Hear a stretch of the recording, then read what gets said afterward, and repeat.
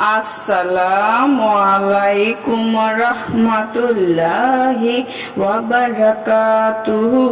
সুপ্রিয় সম্মানিত দর্শক ও শ্রোতা, আশা করি মহান রব্বুল আলামিনের দয়ায় আপনারা সকলেই ভালো আছেন।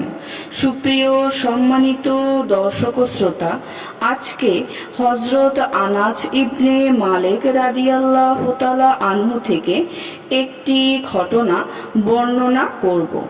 ঘটনার শিরোনাম হচ্ছে লৌকিক নয় অলৌকিক।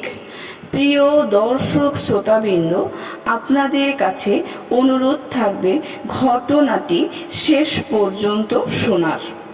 হযরত আনাস ইবনে মালিক রাদিয়াল্লাহু তাআলা আনহু বলেন, আমরা একজন আনসার যুবকের অসুস্থতার সংবাদ পেয়ে তাকে দেখতে গেলাম। যাওয়ার পর শুনতে পেলাম কিছুক্ষণ আগেই সে মৃত্যুবরণ করেছে।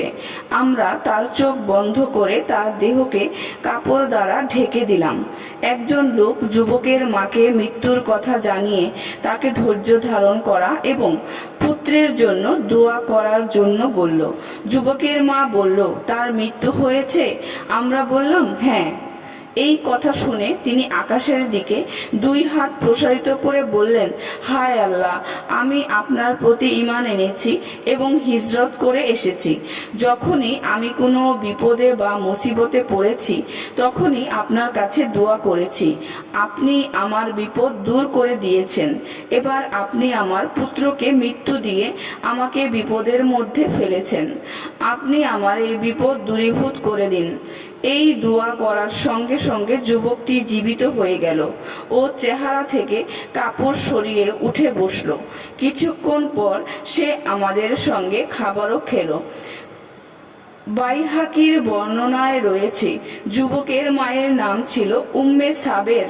তিনি অন্ধ বৃদ্ধা ছিলেন। সুপ্রিয় সম্মানিত দর্শক ও শ্রোতা, আজকের ঘটনাটি এই পর্যন্তই। ঘটনাটি যদি ভালো লেগে থাকে অবশ্যই চ্যানেলটি সাবস্ক্রাইব করবেন, লাইক করবেন, কমেন্ট করবেন এবং বেশি বেশি শেয়ার করে দিবেন। সবাই ভালো থাকবেন। আল্লাহ হাফেজ।